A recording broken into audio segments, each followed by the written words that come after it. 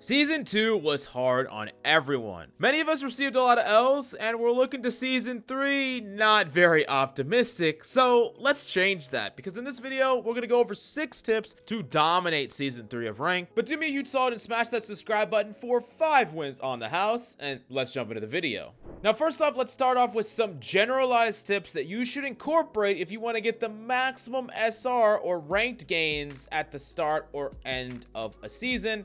Kicking it off with our first tip, which is do not play at the start or end of a season, which is like, what? Why would I not play? And especially when we're talking about the last week of a season or that very first week at the start of a new season, games are going to have the largest amount of RNG possible. It's going to be incredibly random. People are playing their off roles. People no longer care. There's no incentive for people to actually try or vie for their new peak. So if you're trying to reach your peak at the end of the season, good freaking luck. And if you want to start your season off right, then you should probably not start hard grinding until a little bit after the start of the season. So what do you do instead with the downtime? Well, the first thing that you could do is play on an alternate account, starting to grind and still trying in your games against all of the randomness and opposition. Becoming good and still capable of carrying those games is going to make you better on your main, but you're going to be a lot less frustrated and you don't actually have to endure that while trying to reach a peak.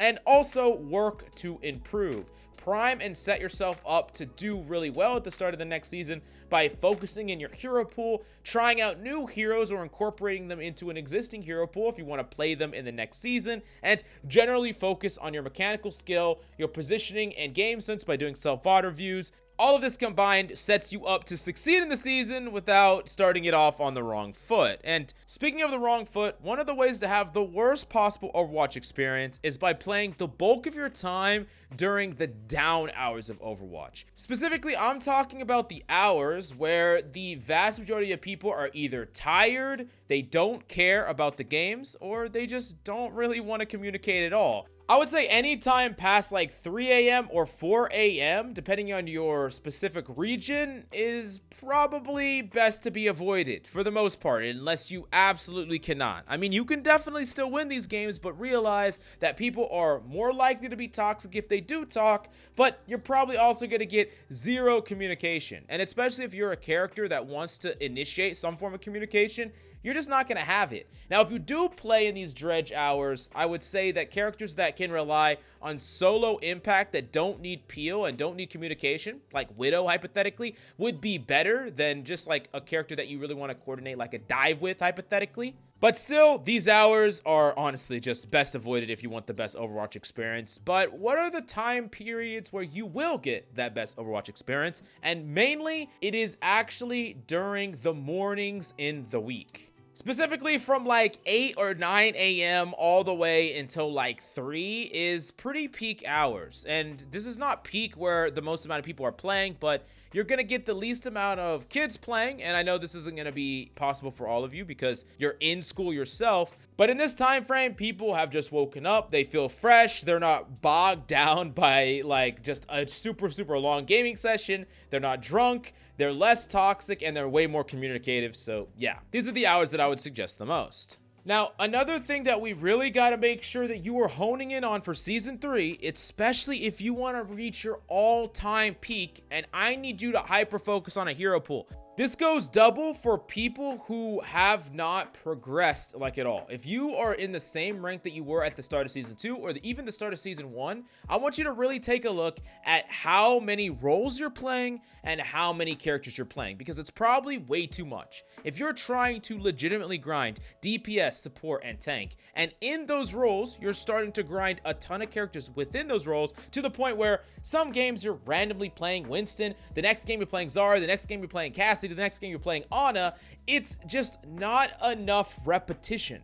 That's what you have to understand, is that repetition, not only of your positioning, but your mistakes, the different compositions, the matchups, the adaptability from game to game are things that you have to learn, and it takes time to learn those things. And if you are playing even 40 freaking hours of gameplay a week, which you're probably not, but let's just say that you don't know what grass is like, just like me, and you play about 40 hours a week. If you divide that up with like 15 characters, you're playing playing each character so damn little, and you're not actually learning enough on each and every one, which causes you to slowly improve on every character, but you're not improving enough to make a dent. You're not improving enough to pass up people in your role, their skill, their ability. And why do you think that if you're like, let's say, plat on support, why do you think that you deserve diamond or masters up against other support players that are devoting their full time into improving on one specific character in that role? You'll never be a more impactful honor than them.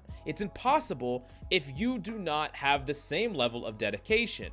On top of this, you can learn more about your character, understand your matchups, practice your movement and your mechanics, and have an overall more efficient warm-up where you're not trying to warm up like a million different types of mechanics, only the ones that are suited for the characters that you choose. This is a super important one, and I repeat it a lot because if you don't do this, this is how you end up stuck in a rank for a very long time.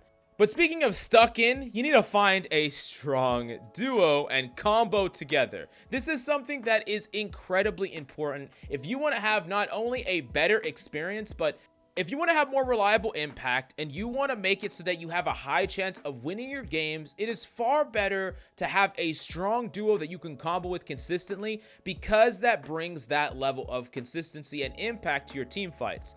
This means finding an ultimate combo duo that you can do over and over and over again. Or maybe it's a playstyle combo where you have one tank that peels heavily and some support that can enable, or two dive characters that are going in together. Or maybe it's just setting up a peel and play make together, working with your teammates, trying to go on the same target, trying to flank or off angle at the same time. Playing for and to help each other is just a way that you're going to have so much more impact than all these solo carry nutcases that basically just try to do it all by themselves.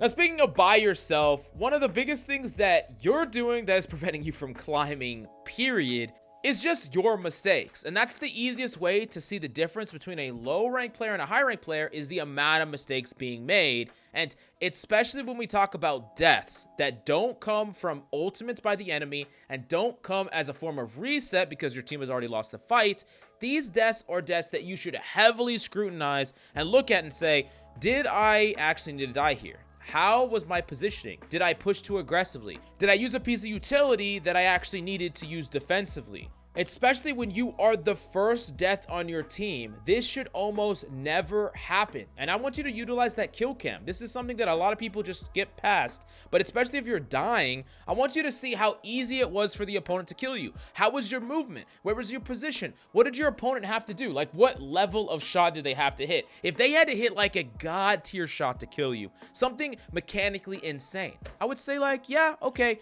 that might be okay. Still, you could probably have played better, but that's fine. But if you played in a way that made it so it was easy, they didn't have to do anything to kill you, then that's something that you need to be correcting every single death. And this is one of the best ways to learn, and a lot of people just let this information fly by them and they never take it in. And this is why you're not climbing and you're staying in the same rank that you've always been.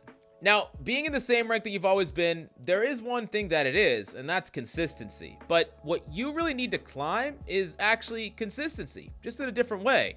You need to learn how to perform at a high level every single game. And the reality is you're going to have some games where you're popping off and other games where you're playing like 3, 4, 5 ranks lower than the rank that you normally play at. And there's a number of factors that actually create this. You could be super tilted, and a lot of players get tilted without even realizing it. Something someone said or some play that you tried to go for that didn't work out, you can get tilted, and you need to learn and evaluate when that is true and when you need to go stand up, go take a break, go relax, play the game in 5-10 minutes after you stretched or did something else. On top of that, a lot of players jump right into comp. I've seen this a lot when VOD reviewing players. They don't even warm up. They just jump right in, and 1, 2, 3 games at the start of the day, they're just throwing them because they're not hitting any shots like they normally would. And actually, once they warm up, they start to win games, but by that time, they lost so many that it's like a wash. And they have a 50% win rate, and they don't move anywhere, even though they are good enough to climb. This is super important. And the last thing comes simply down to adaptation. A lot of players can perform well when given a certain amount of resources, like certain types of supports or tanks on their team, and they can perform really well up against certain enemies, but if the enemies are different or their teammates' picks are different, they just don't know how to act. You gotta understand that how you play, how aggressive you position, what plays you go for, all should change depending on what can punish you on the enemy team, how easy it is for you to go for these plays, and how easy it is for your teammates to enable you. If you're playing in the same static way every single time, while that is consistency in your play, it's not going to be consistency in your impact. The only way to truly achieve that consistency is by being adaptable and understanding that the way that you play needs to fundamentally change depending on all of these factors. And of course, I'm going to be making another video all about this concept. So if you want to see it, do me a solid and smash that subscribe. We're going to be making it at 50,000 subscribers. Go check out my stream. And if you want private coaching, links will be in the description down below. Thank you, and I'll see you next time.